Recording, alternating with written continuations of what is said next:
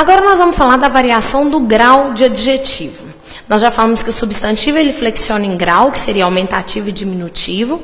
E vale lembrar que essa variação de grau do substantivo pode estar relacionada a uma relação objetiva com o objeto, quando eu digo menininho porque ele é pequeno, ou meninão porque ele é grande, ou pode ter uma variação subjetiva, depender da intenção na hora de a gente colocar um diminutivo. Por exemplo, pode chegar um rapaz aqui de 2 metros de altura e eu dizer, ô anjinho. Esse anjinho aí não tem a ver com o tamanho do objeto, mas a relação de carinho, de afeto que eu sinto por ele. O adjetivo, ele já tem uma outra particularidade. A variação de grau do adjetivo, belíssimo, por exemplo, não tem a ver com o tamanho do objeto. Eu posso dizer, por exemplo, garoto belo, garoto belíssimo. Essa variação aí no aumentativo não tem relação com o tamanho do garoto. Nós falamos no início que o adjetivo concorda com o substantivo em gênero e número. Tudo bem, mas em grau a variação ela é possível, ela não é obrigatória. Queria aproveitar para dizer da variação, tem aquele grau comparativo, superlativo absoluto, superlativo sintético, comparativo. Essa nomenclatura ela não é importante. O importante é você perceber o seguinte. Eu posso qualificar o rapaz dizendo que o rapaz é belo. Posso dizer que ele é belíssimo. Teve uma variação de grau para conferir intensidade à beleza do rapaz. Posso dizer que ele é muito belo. Também foi uma variação de intensidade. Só que ao invés de usar um sufixo, eu acrescentei uma outra palavra, um intensificador, um advérbio. Posso dizer também que o rapaz é o mais belo da turma. Todas essas variações aí no português são considerados superlativos. Por exemplo, o superlativo, quando eu digo que ele é muito belo, eu intensifiquei, mas não estabeleci uma relação em comparação com outro ser. O que eu preciso de saber aqui? Que tanto belíssimo, quanto muito belo, quanto mais belo da turma, ele trabalha com uma intensificação da qualidade. Vale perceber que quando eu digo que ele é belíssimo ou muito belo, eu estou falando só do rapaz. Mas quando eu digo que ele é o mais belo da turma, eu estou trabalhando com uma relação. Ele não é apenas belo, mas ele é mais belo dentro de um grupo. Isso é importante, porque isso pode causar variação semântica. Vocês já ouviram aquele ditado que na terra de cego quem tem um olho é rei? Pois é. Se eu digo que o rapaz é o mais belo da turma, isso não é necessariamente um elogio. Vamos supor que na turma só tenha homens feios, muito, muito, muito feios. Ser o mais belo não precisa ser bonito, pode ser o menos feio. Entende? Isso depende da relação. Quando eu falo, por exemplo, que a mulher é mais bela do grupo, se o grupo só tiver mulheres horrorosas, isso não é, de fato, necessariamente um elogio. Ou seja, a intensificação aqui ela é relativa, ela depende do grupo. Além dessas variações que a gente já discutiu, nós temos também o grau do adjetivo em relação a outro ser. A variação do grau do adjetivo em relação a outro ser, que seria o grau comparativo. Nessas 3 frases, o rapaz é mais belo do que Pedro, o rapaz é menos belo do que Pedro, o rapaz é tão belo quanto Pedro. Nós estamos variando a qualidade do rapaz de ser belo em relação a outro ser, em relação a Pedro. O importante aí não é dar nome, por exemplo, mais belo comparativo de superioridade, menos belo comparativo de inferioridade, tão belo de igualdade. Essa nomenclatura ela não é importante. O importante é você perceber que essa qualificação ela não é tão objetiva, ela passa mais pelo campo subjetivo. Por exemplo, a beleza do rapaz depende da beleza de Pedro. Se a gente pega uma frase, Gisele Bündchen é menos bonita do que Catherine Zeta-Jones. Nessa relação, não quer dizer que a Gisele Bündchen seja feia. É porque apenas entre as duas ela não é tão bonita quanto a Catherine. Nós temos uma relação de comparação em relação a outro ser, o que não significa que ela não seja bonita. O importante aqui seria perceber essa questão. Enquanto eu falo, Joana é belíssima, eu estou valorizando a beleza dela e afirmo para você de forma objetiva que é belíssima. Agora, quando eu digo fulana é mais bela do que cicrana, nessa relação você, na verdade, depende do outro ser para que você perceba a caracterização de Joana. Essa seria a variação comparativa do grau comparativo do adjetivo. Nós temos que trabalhar também com uma outra coisa, até então nós não mexemos, que seria a locução adjetiva. Essa noção de locução, vocês devem carregar até no final do curso. Porque nós temos a locução adjetiva, nós temos a locução adverbial, nós temos a locução verbal. Vamos começar com a adjetiva.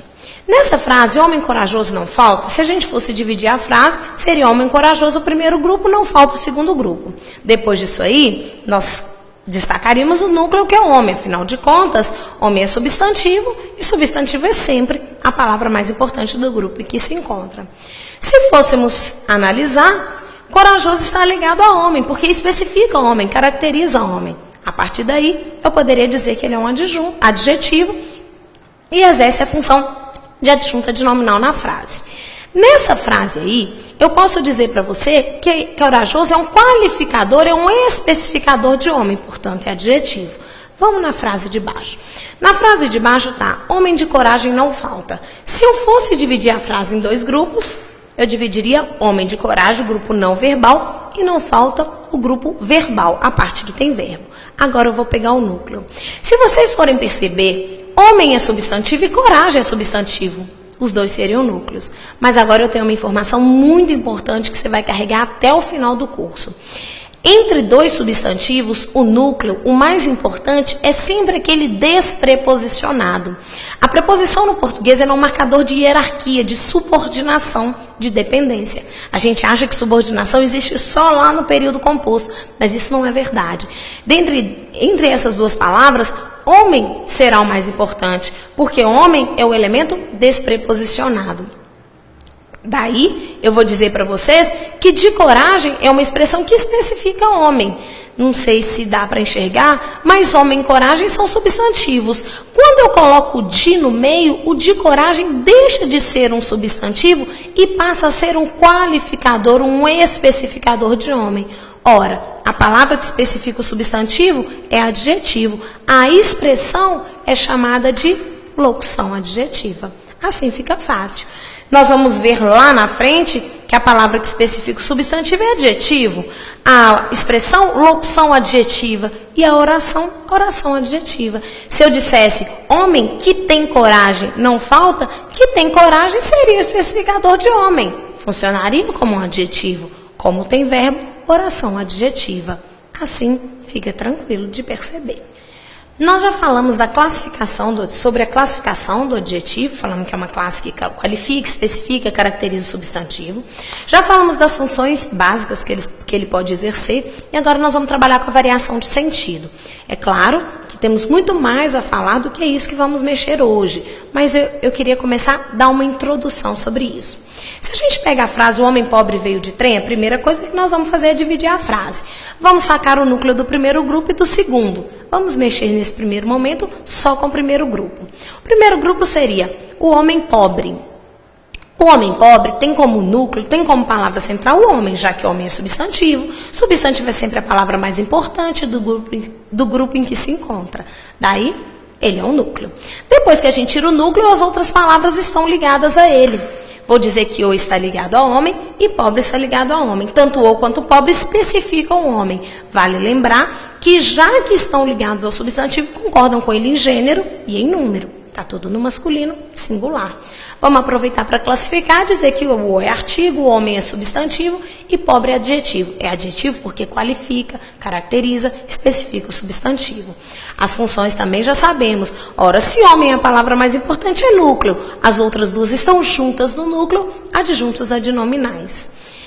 Paralela a essa frase aí, nós temos uma outra. O pobre homem veio de trem. Parece a mesma coisa. Se eu fosse dividir, o pobre homem primeiro grupo, veio de trem segundo grupo. Continuou no primeiro grupo, o homem sendo a palavra mais importante. E agora eu vou reduzir, ser bem sintética. Pobre especifica, caracteriza homem. Portanto, está ligado a ele. Se fôssemos classificar, diríamos que homem é substantivo, pobre é adjetivo, porque qualifica. A minha pergunta é, tudo bem que pobre está ligado a homem do mesmo jeito na segunda frase, está junto dele, mas semanticamente as duas frases são sinônimas? Quando eu digo o homem pobre veio de trem e o pobre homem veio de trem, eu estou dizendo a mesma coisa?